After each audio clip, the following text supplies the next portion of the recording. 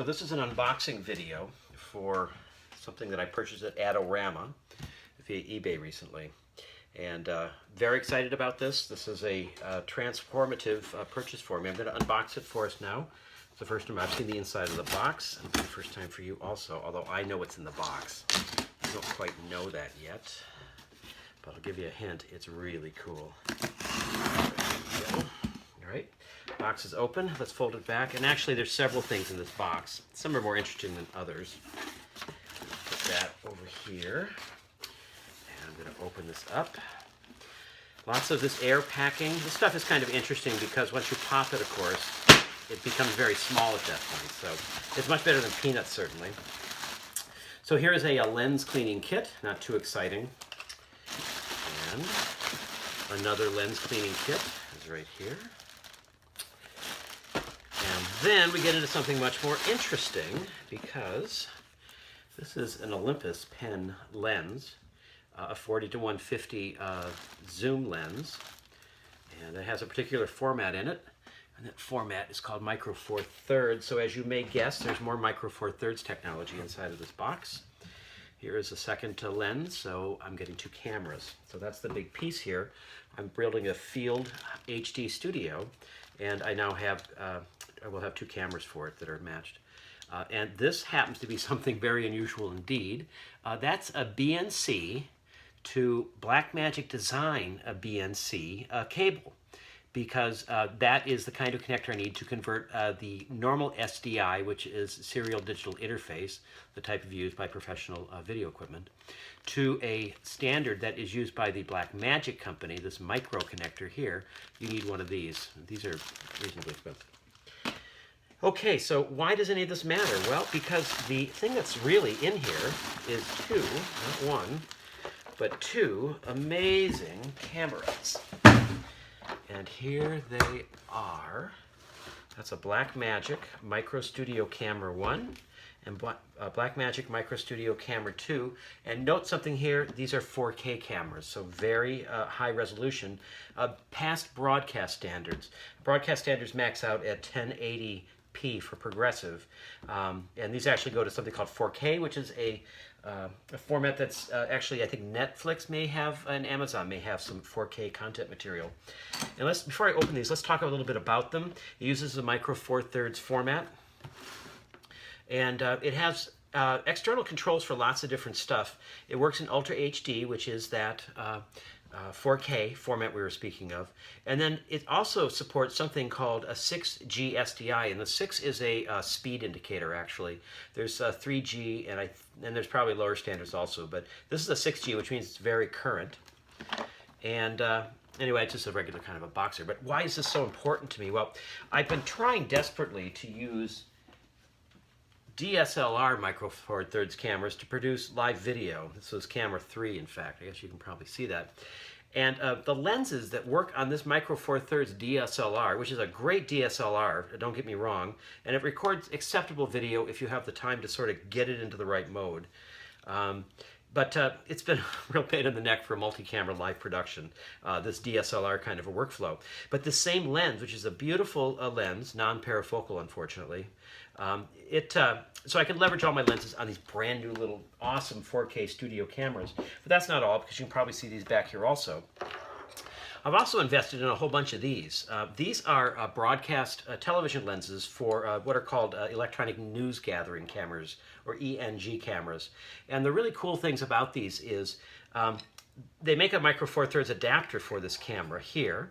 So this beautiful parafocal servo zoom lens can be attached to this camera the same as it could be attached to this Micro Four Thirds DSLR kind of a camera. In addition, these little studio cameras, allegedly, we have not seen any evidence in the field, will actually be able to control this camera via the HiROS connector remotely. So from the switcher, which is based upon a PC or a Mac, you can actually control the zoom and iris of this lens for the purpose of producing live television, as well as paint the camera itself. Okay. Now, these are so significant to me because also earlier this year, I purchased this unit, which is an ATEM Production Studio 4K, and this produces amazing video and has 3 different keyers on it and allows for up to 8 cameras to be connected to the unit. It also has 2 outputs. You can output a clean feed as well as a clean with CG, a feed with CG, excuse me. So this is going to be the hub for these 2 cameras, and of course I'll continue to leverage the other ones. The significance about these cameras is, well, they're designed for live television production. They are not compromised the way a DSLR is with trying to be a still camera and all those different controls that still photographers need, as well as the needs of a video camera. This is simply a studio camera.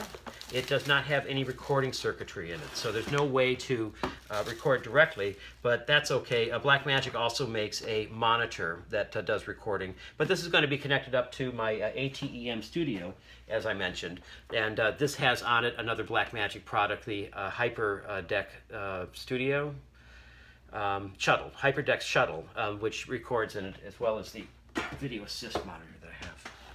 All right, I haven't seen this before in the field, and let's go ahead and make a little bit of space, and we'll start to look at this here.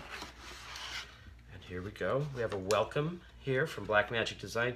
What a company this is. Now, this is not an expensive camera, even though it's a 4K past broadcast quality camera. This wonderful little unit is $1,300. There's a memory chip here to for the software and the manual, but of course the stuff online is much more current, but I guess if you didn't have access to the internet, that might be helpful to you. And let me come around here a little bit, and I'll hold this up for you, so I'll be a long shot. All right, so here it is. There's power supply plugs here. If you ever go to England, they use this huge connector. It's 220, and be very careful in England with their service. It's knock you on your butt. Here is a battery that comes with it, and of course the wall wart here. And here's something that's super interesting about this camera. Anyway, let me set the camera down for a moment. I want to hold this cable up for you. This is called their Aux Cable, and it has a big DIN connector here. It's a DB9 or something like that, or 12 or 16, or I don't know. But anyway, and the other end is a forest of connectors. There's an external power connector here. There is a way to send a reference in signal. So if you have a set that you want to genlock and have common time code, that's ref in. It has a pan tilt zoom plug here that I don't know if that's a standard or not, but I assume it is. So if you have a stand for this, which allows for pan, tilt, and zoom, you can record that here, and again, it gets run from your PC then. And finally, this little dongle here allows you 18 channels of control if you have something like a Raspberry Pi board. Using that Raspberry Pi, you can then affect other changes in the area around you. It could be lens control, but it also could be turning on and off lights. It could be opening doors, whatever you want to do with it. This is a connection, an interface to Raspberry Pi and probably other kinds of serial computers. Okay, but this is why you're watching this video. So this is the camera unit here. You notice it's very small. They describe it as the size of a tennis ball, and it's out of the box now. So here it is. My beautiful little Blackmagic camera. On the side here, you can see the SDI in and out. Now, interestingly enough, you only have to run the camera with one SDI cable, which is just a coax cable. But if you want to control the camera, then you have to use both the in and the out jack. But if you have the in jack connected also, that's program out feed, plus it has an SDI telemetry signal in it. You can actually preview what is out on the program remotely on the monitor, and you can also plug a headphone into this, and a headset into this. The headset could be the type that is used by an iPhone, or some types of Android phones have that 4-pin connection. That plugs in right here. Now, I actually went on eBay and found some very nice single-ear headsets that we're going to be using in that jack. They were $10 a piece. How cool is that? And you can plug in an external microphone, such as a shotgun or a high-level mixer output. That's switchable in software.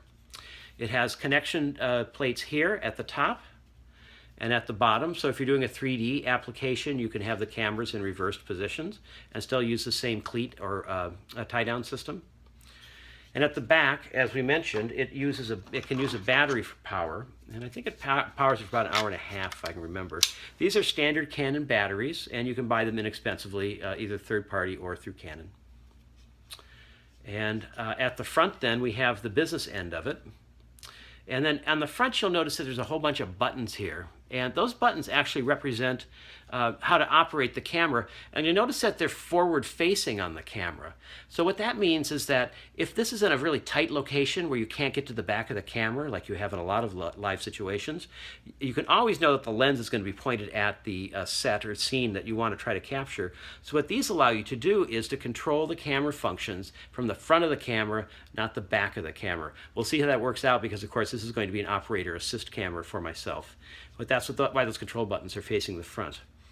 All right, so I'll be watching AthenaProductions.net here on YouTube. For the next production of this, it will be a wrestling match at 4N High School in about a week from now, I guess, on January 7th. So be watching me, and watch MilfordTV.com for the live video match and live programming as we can deliver it.